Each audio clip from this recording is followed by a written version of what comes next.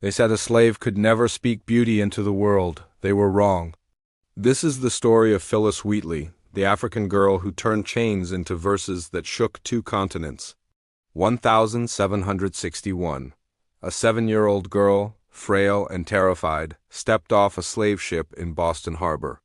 She had survived the Middle Passage from West Africa, but her name, her language, her family all were lost to the Atlantic Ocean. Slave traders named her Phyllis after the ship that stole her freedom.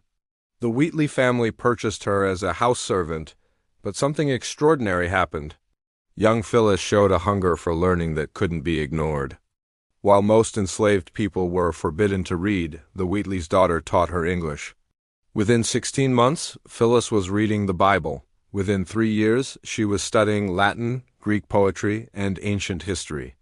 By age 12, she was writing her own poems. Her words were elegant, powerful, brilliant. In 1773, at just 20 years old, Phyllis Wheatley published a book of poetry, the first African American to do so. Her work traveled to London, where scholars couldn't believe a slave had written such refined verse. She was examined by 18 Boston intellectuals who questioned her authorship. She proved them all wrong. Yet even as her fame grew across America and Europe, Phyllis remained enslaved. She wrote poems celebrating liberty while living in chains.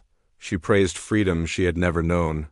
Her words reached presidents and kings, but her body belonged to another. Phyllis Wheatley died in poverty at 31, but her legacy conquered death itself. The girl who arrived nameless became the voice that proved genius knows no color, no chains, no master. A slave became a poet, and poetry became freedom.